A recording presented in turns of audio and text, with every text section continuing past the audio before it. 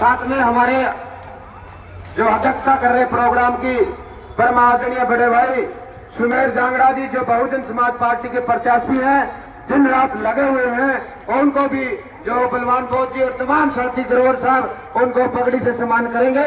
जोरदार तालियों के साथ सम्मान करें।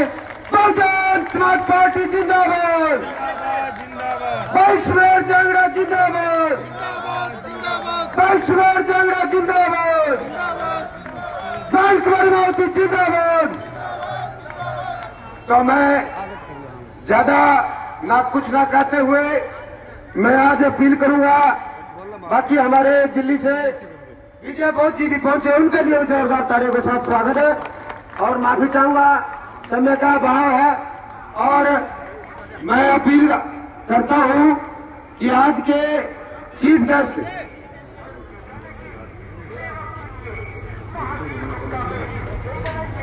आज के मुख्य मेहमान परम आदरणीय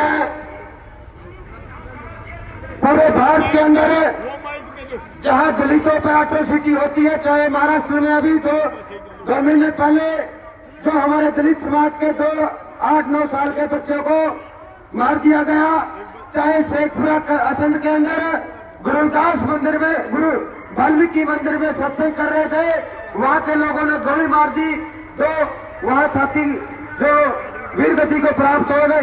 तमाम, चाहे पंजाब हो, हरियाणा हो, तमाम प्रदेशों में जो एट्रोसिटी के खिलाफ जो घूम उनको न्याय दिलाने के लिए दिन रात लगे रहते हैं। मैं अपील करूंगा कि भाई संदीप वाल्मीकि जी आए और अपने ख्यालात रखें और आज की इस मिट्टी को सभा को शोभित करें।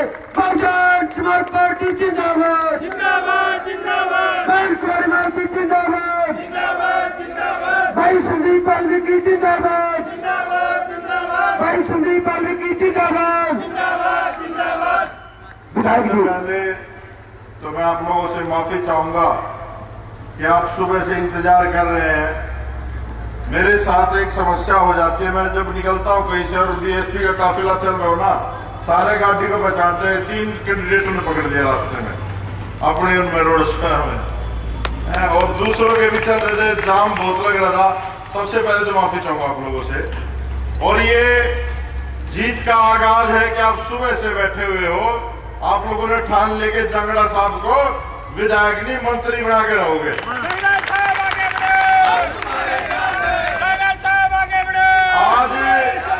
आज जो हरियाणा के हालात हैं, मंजीत भाई ने बताया, किसी भी गांव में चले जाओ, किसी भी शहर में चले जाओ, ना तो कोई सड़क ठीक है, ना किसी काम की गाड़ ठीक है, ना कोई चौपाटी ठीक है, ना कोई अस्पताल ठीक है।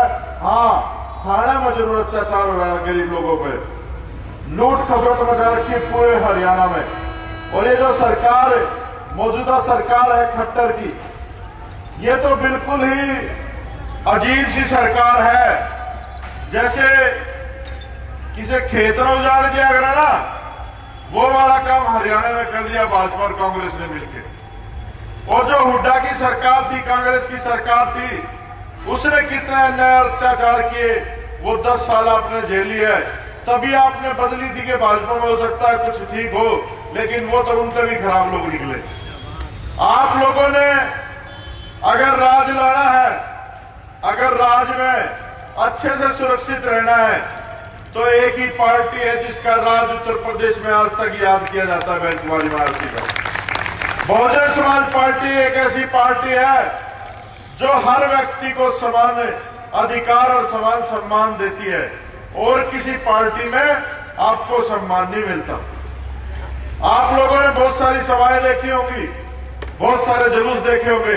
हम लोग ये कोई सभा और राजनीतिक भाषण देने नहीं आए। मैं आप लोगों से थोड़ी सी घरेलू चर्चा करूंगा और आप लोगों को समझाने की कोशिश करूंगा। ये जब देश आजादी की लड़ाई के लिए लड़ रहा था, जूझ रहा था, भगत सिंह जैसे लोग देश के ऊपर कुर्बान हो गए, तो एक गांधी और नेहरू परिवार, ये लोग सत्ता हथियाने के लिए लड़ रहे थे। ये लोग आजादी के लिए नहीं लड़ रहे थे, ये सत्ता के लिए लड़ रहे थे। और बाबा साहब अम्बेडकर इस देश के दबे कुचले शोषित समाज के लिए, हक और अधिकारों के लिए लड़ रहे थे बाबा Saheb Ambedkar, SC ST OBC minority के लोगों के लिए। इस देश में क्या क्या हुआ आप लोगों ने देखा है और झेला भी है। इसी देश में देश को आजाद हुए कितने वर्ष हो गए, लेकिन आज भी लोगों को जाति के नाम पे मारा जाता, पीटा जाता है। आज भी महिलाओं को सम्मान की दृष्टि से नहीं देखा जाता। आज भी एक गरीब गुरबे व्यक्ति को बहुत ज्यादा प्रशासन और शासन की तरफ से दबाया जाता है।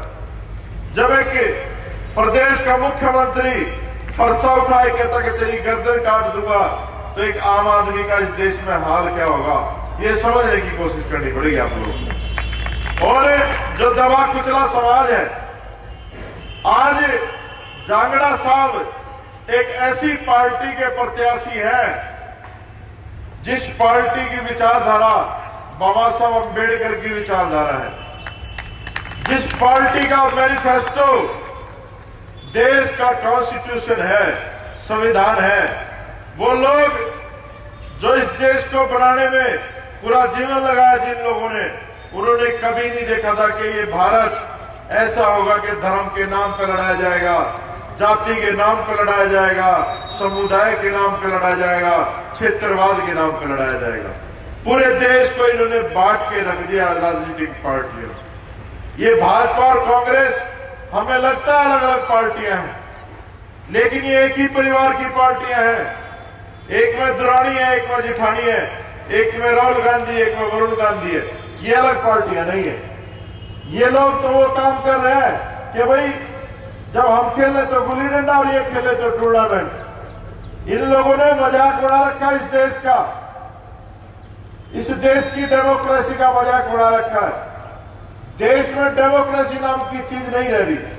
आज किसान परेशान है हरियाणा में, आज मजदूर परेशान है, माताएं बहनें की अस्मत लूटी जा रही है। इस हरियाणा को बलात्कार प्रदेश बना दिया इस भाजपा की सरकार ने। रोज की रोज कहीं ना कहीं उत्पीड़न हो रहा है। असद में देखो आप, अभी एक वाल्मीकि परिवार के बच्चे को गोली मार दी दबंग जाति के लोगों ने। मंदिर में सत्संग चल रहा था, उसके अंदर घुस के एक लड़के गोली मारी, 4-5 लोगों को तलवार से मारा, जिसमें ऑन द स्पॉट जिसके गोली लगी वो मर गया। एक लड़का अपनी जिंदगी और मौत से जूझ रहा अस्पताल में। हो सकता है उसकी भी डेथ हो गई हो, क्योंकि प्रशासन नहीं चाहता 21 चुनाव से पहले उसकी डेथ भी क्लियर करना, क्योंकि समाज में जाकर दिया जाएगी। ये समाज बदला लेने के लिए आ जाएगा कि 22 तारीख को 200% ये कहेंगे कि उसकी डेथ हो गई। और एक का संस्कार हुआ ना अभी तो।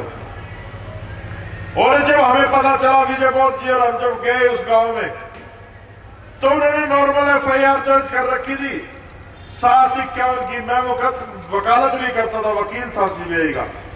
तो जब मैंने FIR देखी और DCP पूरे प्रशासन ने कहा कि ये FIR है, मजाक है भाई, क्या कर रखा है, तो SHO कहने लगा जी हमें ना समझाओ। उसने तो सोची ये जिले छुड़े और छोड़ो खाली पड़ता बड़ा पढ़ा लिखा है नहीं। मैंने उसको कहा तुम 2 किताब पढ़ के वकील बने हो गए, तुम लोग जो पुलिस वालों को 2 ही किताब पढ़ाते हैं, CPC और RPC। मैं वहां 30 किताब पढ़ के वकील बना हुआ है, CBI का स्टैंडिंग काउंसिल था। या तो ये FIR ठीक कर लो, नहीं तो ठीक तो हमें करवाने आते हैं, हम लोग संघर्ष के लोग हैं। जब मैंने उनको कहा कि इसमें एक तो 302 ऐड करो, 302 ऐड करो, 120B ऐड करो, 156 ऐड करो, एट्रोसिटी एक्ट ऐड करो, और आर्म्स एक्ट जो नहीं धाराएं दफा ऐड करो, और आधे घंटे के अंदर करो, नहीं तो फिर सोच लेना इस असद का नक्शा बिगाड़ देंगे हम लोग। और 10 उसके परिवार को, जो लोग विक्टिम है उनके परिवारों को असला दो। अगर हमारे कल को हमारे गवाह को कोई दबाने का काम करे या मारने का काम करे तो अपनी सुरक्षा कर सके हो। और 4.5 लाख रुपए मुआवजा दिलवाया ऑन द स्पॉट आधे घंटे के अंदर उन परिवारों को। ये तो जो है ना, कुछ लोग हैं हमारी पार्टी में, वो बेचारे हो सकता है उनको अकल कम हो। अगर वो मुझे 6 महीने देते ना इस हरियाणा में घूमने के लिए, 6 महीने में उड्डान और खट्टर ने ठा कर जेल में सूट देते हैं लोग सरकार बना के। 6 महीने में बर्बाद कर देते हैं भाजपा और कांग्रेस के लोगों को, क्योंकि पूरा प्रदेश तरस है। लेकिन कोई बात नहीं, सरकार बने ना बने कोई बात नहीं, कितने और कोई जीते चाहे ना जीते कोई बात नहीं, लेकिन यहां से जांगड़ा साहब को जिता दो, मैं गारंटी देता हूं ये अकेला है जो है ना हाथी के जैसा है, इन सबको चंडीगढ़ में बढ़ा बढ़ा के मारेगा पहलवान भी। ये सारे ने 5 जगह कर देगा भाई, एक ने जिता लो। और मैं गारंटी देता हूं अगर जांगड़ा साहब यहां से जीत के रहते हैं तो इनके बिना सरकार नहीं बनेंगे, ये मंत्री बनेंगे सरकार में। बड़ी कुर्बानी दी है महापुरुषों ने। सर छोटू राम का लोग जो है ना भूल गए एहसान कि उसने कितनी लड़ाई लड़ी जमींदार वर्ग के लिए। मान्यवर साहब काशीराम जिसने ओबीसी के लिए आरक्षण दिलवाया था, मान्यवर साहब काशीराम की देन थी, लेकिन लोग भूल गए। बाबा साहब अम्बेडकर ने यहां बैठी एक एक महिला को सम्मान से जीना सिखाया, सम्मान दिया महिला को तो बाबा साहब अम्बेडकर ने दिया, उसके संविधान ने दिया। एक एक बुजुर्ग को, एक एक नौजवान साथी को। अरे कितना महान था अम्बेडकर जिसने इन पेड़ पौधों के लिए भी कानून बना दिया। आज कोई पेड़ काट के दिखा दो, पता चल जाएगा उसकी औकात क्या है, हमारे संविधान की औकात क्या है। तो ऐसे लोग पैदा हुए इस देश में, लेकिन इस देश की जो जातीय व्यवस्था है, जो संगठन इस तरह के बना रखे हैं, जो भाई भाई से अलग करता है, जाति जातियों में बांटता है, प्याज की तरह बना रखी जाती है। एक छिलका उतारो उसके नीचे दूसरा मिलेगा, दूसरा उतारो उसके नीचे दूसरा मिलेगा, और वो प्याज खत्म हो जाता है, सारी चीजें खत्म हो जाती है। तो आप लोगों को समझना पड़ेगा इस देश के हालात ठीक नहीं है। नाकाबिल लोगों के हाथ में देश दे रखा है। अरे हम बहन बेटी का रिश्ता करने चले जाए ना तो भी पढ़ा लिखा व्यक्ति देखते हैं, तुमने चाय बेचने वाले के हाथ देश सौंप दिया। आप लोगों को समझना पड़ेगा ये जो वोट है ना, ये कोई छोटा मोटा हथियार नहीं है। और मेरे दलित समुदाय के लोग कितने बैठे, एक बार हाथ खड़े करना भाई। ठीक है, आप लोगों ने जब वोट डालने जाते हो तो आप रोहित वेमुला क्यों भूल जाते हो? इसी भाजपा के मंत्री ने प्रताड़ित किया था और रोहित वेमुला का मर्डर हुआ था, वो आत्महत्या नहीं थी। अरे तुम बघाना कांड कैसे भूल गए? तुम गवाड़े में थारे घर जड़े थे, तुम लोग कैसे भूल गए? ये उड्डा था। मिर्चपुर कांड तुम लोग कैसे भूल गए? इसी कांग्रेस की सरकार थी। और अभी जो हरियाणा को इन लोगों ने गोलियां चलाई थी जमींदारों के बालकों की छातियां पर, जब आरक्षण का टाइम था, ये यही भाजपा की सरकार थी। ये पार्टियां नहीं है, ये गुंडे हैं। और सरकारी गुंडे तुम बना देते हो इनको, मैं जिता के। अगर इन गुंडों को जेल में भेजना है ना तो बहन जी के पार्टी का मुख्यमंत्री आपने बनाना पड़ेगा। राजा भैया जैसे लोग हमने जेल में डाल दिए।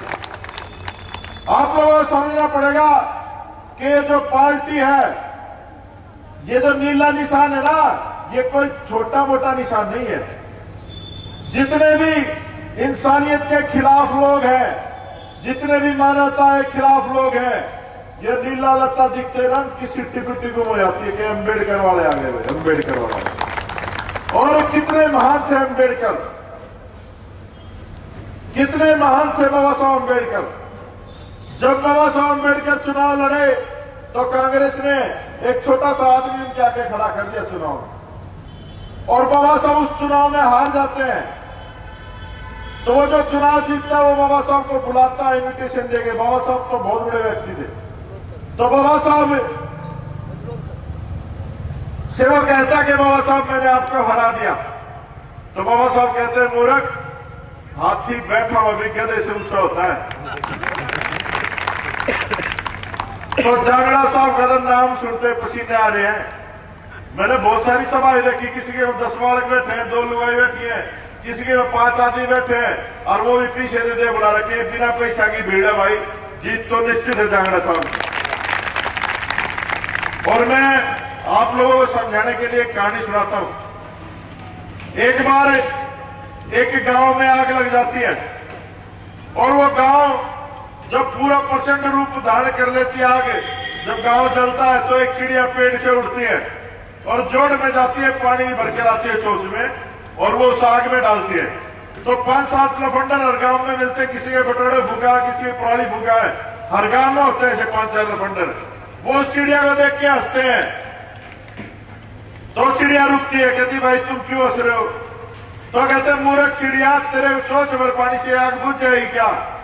तो चिड़िया कहती कि भाई मुझे भी पता है आग मेरी चोंच भर पानी से नहीं बुझेगी, लेकिन जब इस गांव का और इस आग का इतिहास लिखा जाएगा तो मेरा नाम आग बुझाने वालों में लिखा जाएगा, आग लगाने वालों में लिखा जाएगा। तो तुम लोग जो है ना इस हरियाणा को सुधारने के लिए यहाँ पर बैठे हो, ये जो आग लगी हुई है इस प्रदेश को खराब करने की, मशीनों से वोट चोरी करने की, इन लोगों को आप लोगों ने सबक सिखाना है। और सबक कैसे सिखाना है? हम लोग जब चुनाव आता है तो सारी बातें भूल जाते हैं। 4.5 साल खूब गालियां देते हैं इन भाजपा और कांग्रेस को, लेकिन 6 महीने जब रह जाते हैं हम लोग खूब समझाते हैं आपको, लेकिन जब चुनाव आता है कहीं ना कहीं आप लोग भैगड़े काम करते हैं। तो मैं एक कहानी सुनाता हूं आपको। एक बार एक जंगल में तोतों की संख्या कम हो गई, तो सारे तोते पंचायत करते जैसे आपा कर रहे।